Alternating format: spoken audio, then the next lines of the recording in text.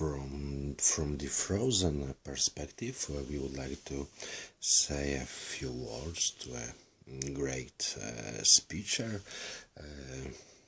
philosopher, analyzer, and physicist, and a man who definitely you can just see he analyzes the things. He just not takes what is said to him, but he analyzes actually the information, and that's not you can laugh, but that's not property which everyone of us has. Also, I forgot to mention that as well. He's like a great comedian as well. And I would say theater actor talent, but perhaps maybe not developed too much. But let's see what Marcus gonna tell us about the theory of Big Bang. Now this picture, the basic Big Bang picture, that the universe began in a hot, dense phase and has been expanding and cooling ever since, contradicts what we actually see in three major ways. One of those ways indicates... So we got three major ways which contradicts in reality, actually, even one contradiction should straight away break the whole theory. Just even one assumption that the main problem was why there is no hotter area denser, when first expectation were that everything is contracting is like because it's expanding galaxies farther, so now before they were closer to each other, so everything, but that picture didn't match of course to the uniformity. But let's continue. It gives us a hint at what came before the Big Bang and how the universe came from nothing. So I'll just go through those things. The first thing is that the Big Bang model predicts that the galaxies, as they're flying apart, should be braked. They should be slowed down. That's a first problem as well, because here Marcus believed in a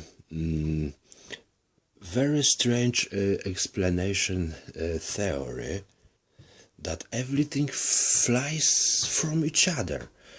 But that's not confirmed, that everything spreads out from each other. That's not confirmed in a background radiation. There we see what's going to be as well spoken about. There we see that process of mass accumulation only, Marcus. There we see the process of capitalism, where richer getting richer and poorer getting poorer. There is no place for... If inflation blown up everything, then we're supposed to see only collapsing of everything, not the opposite way direction. So that's as well like a first strange explanation, because it's model Marcus is saying about, it's a scientific model, of course, is contradicted. There is like a little lie hidden there in a model which is not so clearly visible. You can imagine their mutual gravity is like a kind of a web of invisible elastic between the galaxies that should be slowing them down. But that was assumption which was matching to the explosion, to the bang of the hot dense point, then ball, then bigger object which is spreading out, and then it's like the explosion, and then everything, because it's spread out, explode, put it on motion from the primal position, then it's supposed to spread out from the beginning, and then we shouldn't see like background radiation almost equally spread out, because it's equally spread out, and it begins, and we already see that process, that everything's actually pulling each other. Big Bang theory is saying that everything is spreading away each other, so it's a completely opposite force. But in 1998, it was discovered, contrary to all expectations, that the universe is in fact, its expansion is speeding up. And physicists have had... Speeding up of expansion, it's not even such a big problem, but how first is the problem, the main problem is explain how anything can spread out from each other. Where is that that force? That's the main question. Acceleration is of course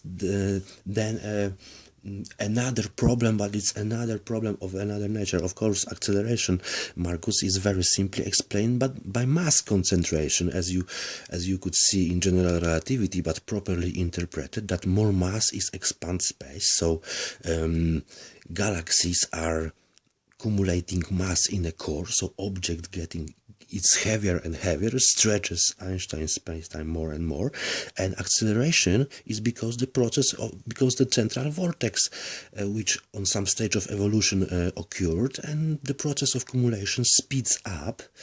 So acceleration, stretching of fabric, of course, speeds up as well. Here we got explained that in a standard model, as Marcus gonna tell us, there is like it's invisible, it comes from nothing, and it's more and more creates like dollars, we can say, from nothing.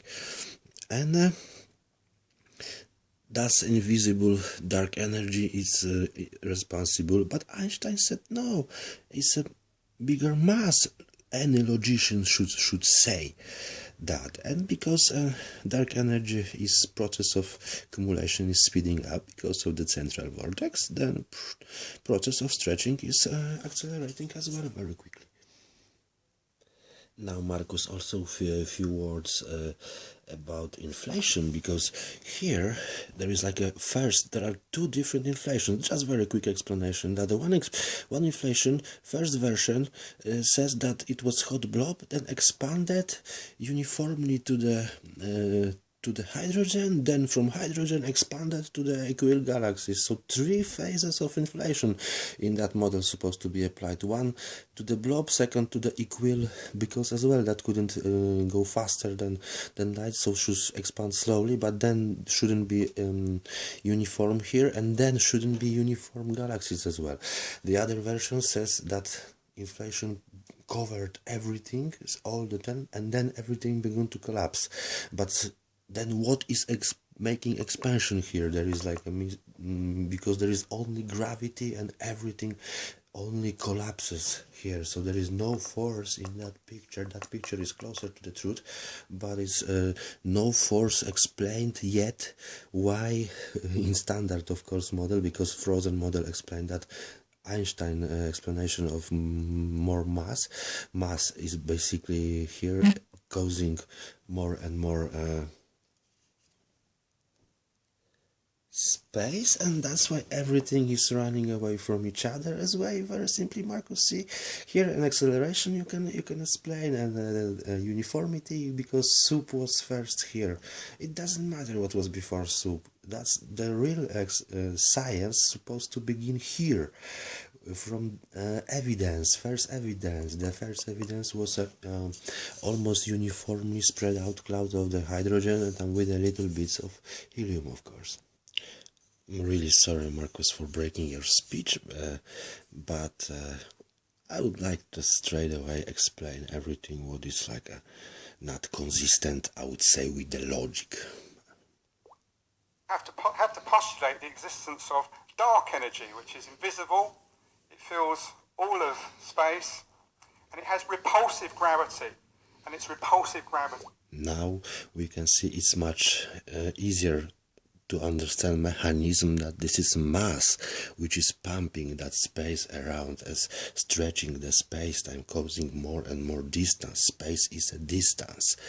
Now we see how dark energy is not logic, it's not, but it's how very easily it can be dismissed. Is speeding up the expansion of the universe. Now, vortex is of course speeding, because like in a drain, when we gonna take out the plug, it's gonna on the beginning the water gonna go slowly, but then a vortex gonna be created. The dark energy, when we think about the dark energy, I mean, physicists are completely at sea. Our very best theory of physics, quantum theory, which has given us lasers and computers and nuclear reactors, explains why this stage is solid, why the sun shines, fantastically successful. But when we use it to predict what the energy of empty space is, the energy of the dark energy, we get a number which is 1 followed by 120 zeros bigger than what we observe. And that is the biggest discrepancy between an observation and a prediction in the history of science. So it's telling you that something is desperately, desperately wrong. And so really, when I talk to you about what happened, when we speculate about what happened in the beginning of the universe, that's exactly where you can see that Marcus analyzes that he doesn't match. He feels that it's not the proper way, but somehow the science, they closed up all the free thinking after the accepting Einstein, that geometrical curvature. They allowed expansion, but they didn't apply it and to the expansion by mass, of course, influence, but then didn't imply it to the theory of structure of model of universe. You can tell that with those kind of things wrong, we're not entirely on unshaky ground. The second thing that the Big Bang model does not predict is your existence. You sitting here, listening to me, waffling about the Big Bang. And the Marcus is saying in such a way that you, like when I first time heard him, it was straight away clear for me that no, it must be something wrong. That the way he is saying that is like a very trustable. Because we think that the fireball of the Big Bang was very, very uniform. The matter in the fireball was spread very, very evenly, and we can see this radiation, so we can see that that's the case. But we think there were tiny irregularities in this fireball at a level of a... But we see already that on a map of the background radiation there are some...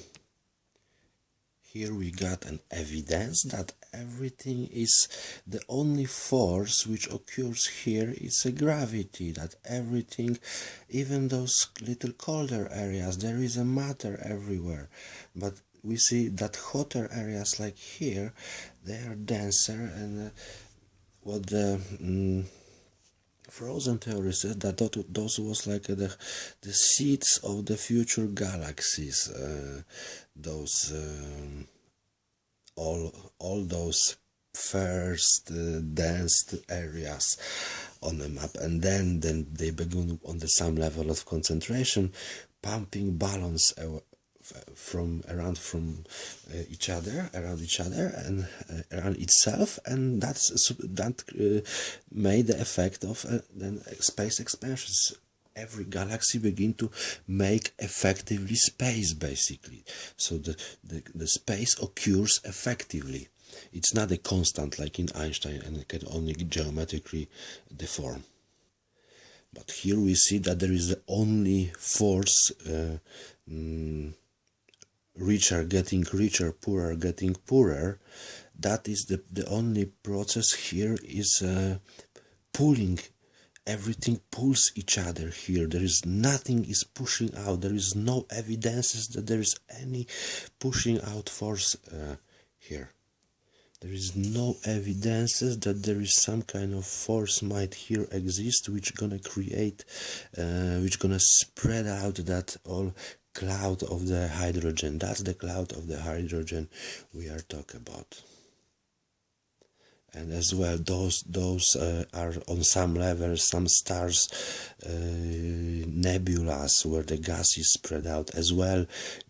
Any star couldn't, any star system couldn't exist without this very simple relation, mass space relation, more mass, more expansion, more stretching of Einstein fabric, so more effectively created space by mass increase. So we've seen those irregularities on the map. Marcus, please continue.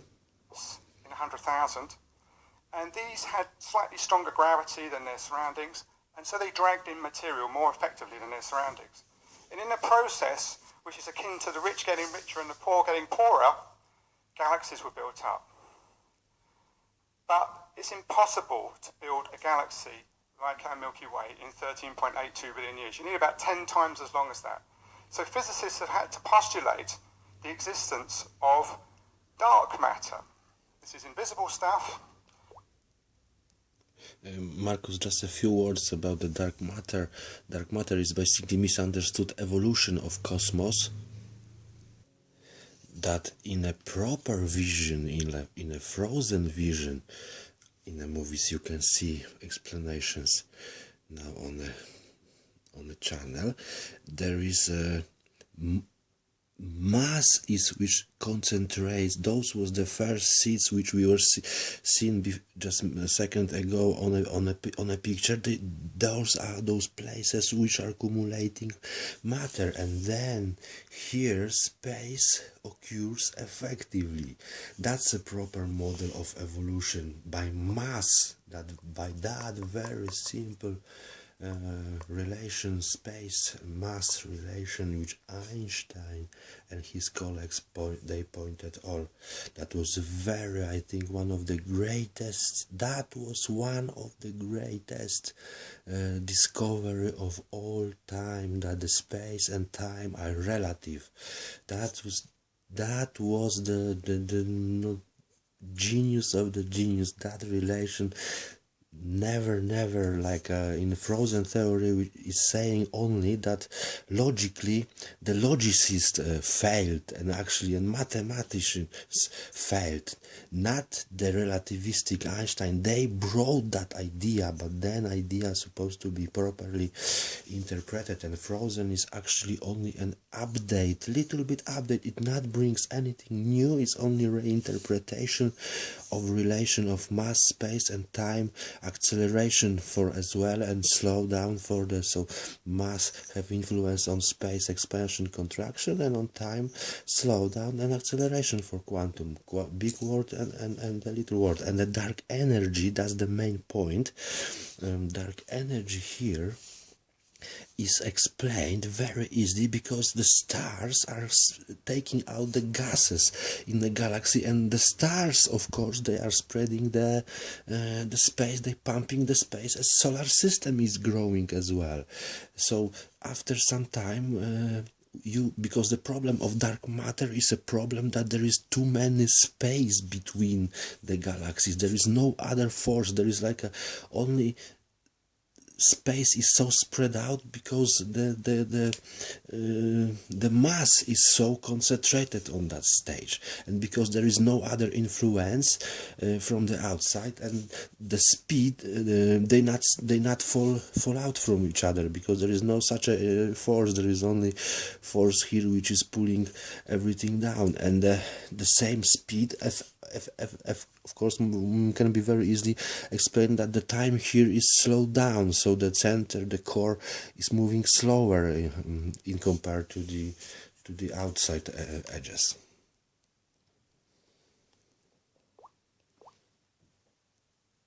And it has to outweigh the visible stuff by about a factor of 6. And this invisible stuff, its gravity, its enhanced gravity, helps galaxies clump more quickly and can explain our existence. So this is two things we've now bolted onto the standard picture: dark energy and dark matter. We don't know what dark matter is. It could be undiscovered particles, but of course the reason that most people think it's undiscovered particles is because there's a lot of particle physicists. There have been a lot of particle physicists in the last 30 years with nothing. Dark matter is basically a reversed way of cosmic evolution. Here evolution of space came from mass. That's why not the opposite way, not the space occurred because of an explosion. No, space occurred effectively between, and that's why everything is so spread out from each other, and that's why those problems occurs with the too much distance. To do because really So they haven't had a...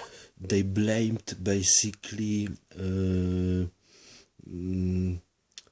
some kind of invisible stuff, and theoretical physicists from particle physicists, they claim that it must be some kind of particle, of course. So another particle.